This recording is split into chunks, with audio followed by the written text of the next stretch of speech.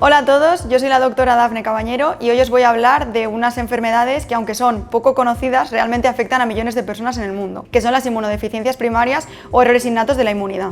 Nuestro cuerpo tiene un sistema de defensa llamado sistema inmunológico que nos protege frente a infecciones por microorganismos bacterianos, virus y hongos y otros microorganismos. Es como un ejército que trabaja día y noche para poder mantenernos sanos. Las inmunodeficiencias primarias son enfermedades genéticas que afectan al sistema inmunitario y esto hace que los pacientes que las padecen tengan infecciones recurrentes o que puedan ser incluso más graves. Es importante avisar al equipo médico de los principales síntomas, que pueden variar mucho de una persona a otra. Algunos signos y síntomas de alarma para poder sospechar una inmunodeficiencia primaria incluyen infecciones respiratorias de repetición, como por ejemplo otitis, sinusitis o bronquitis, la presencia de enfermedades autoinmunes sistémicas, como por ejemplo artritis reumatoide o plaquetopenias inmunes, la alteración en la cicatrización de la piel o también el retraso de crecimiento en los niños.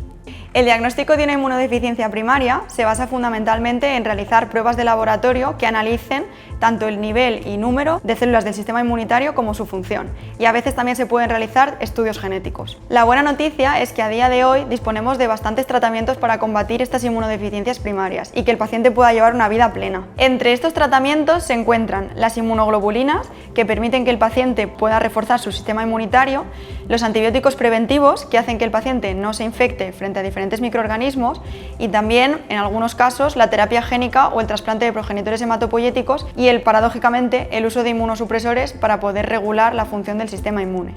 Un diagnóstico temprano y un tratamiento adecuado marcan la diferencia en la calidad de vida de los pacientes. Si tú o alguien que conoces sufre de estas infecciones recurrentes o bien de enfermedades que afecten al sistema inmunitario, consulta a tu equipo médico. Juntos podemos dar visibilidad a estas enfermedades y ayudar a mejorar la calidad de vida de los pacientes.